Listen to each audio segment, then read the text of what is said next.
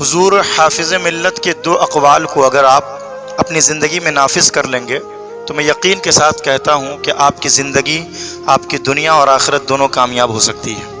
پہلا قول حضور حافظ ملت کا یہ ہے کہ زیادہ آرام طلبی تخریب زندگی ہے، ضرورت سے زیادہ آرام کرنا زندگی کو برباد کرنا ہے۔ یہ حضور حافظ ملت کا قول ہے۔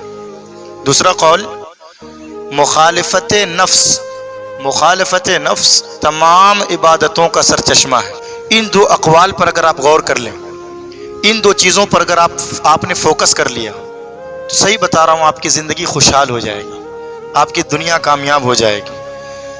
حد سے زیادہ، ضرورت سے زیادہ جب انسان آرام کرتا ہے تو وہ اپنی زندگی برباد کر رہا ہوتا ہے۔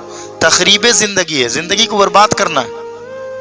آج ہم رات بھر موبائل چلاتے ہیں، دن بھر سوتے ہیں، ضرورت سے زیادہ آرام طلب کرتے ہیں، اور نتیجہ یہ نکلتا ہے کہ سستی، کاہلی، غفلت اور یہ ساری چیزیں ہمارے اوپر انزائٹی کی شکل میں حاوی رہتی ہیں، اور پھر انسان کی زندگی برباد ہوتی ہے۔ کام میں کوئی من نہیں لگتا، طالب علم ہے تو پڑھنے میں من نہیں لگتا، کتب بینی اور مطالعہ میں من نہیں لگتا، اور کاروبار اور کام سے جڑا ہوا ہے تو پھر کام میں بھی ہاتھ پاؤں سست نظر آتے ہیں۔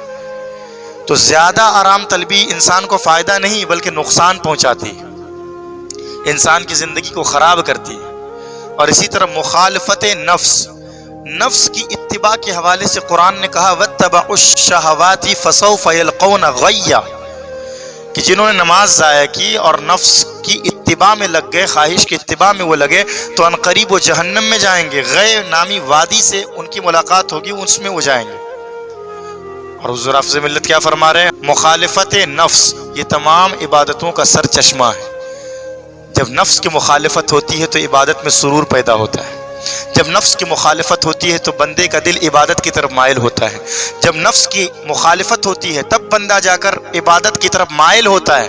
اور نفس کی اتباع میں اگر رہے، نفسانی خواہشات کی پیروی میں لگا رہے انسان کا دل، تو یاد رکھے وہ دل عبادت کی طرف مائل نہیں ہوتا، تلاوت کی طرف مائل نہیں ہوتا، اچھی باتوں کی طرف مائل نہیں ہوتا، بلکہ وہی سستی اور غفلت میں پڑا ہوا ہوتا ہے، اور پھر گناہ پر گناہ انسان کرتا ہوا نظر آتا ہے۔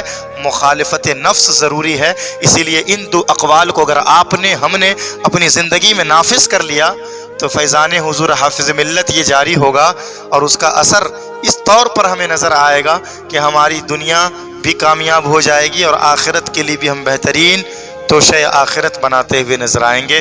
اللہ تبارک و تعالی ہم تمام کو ان باتوں پر عمل کی توفیق عطا فرمائے۔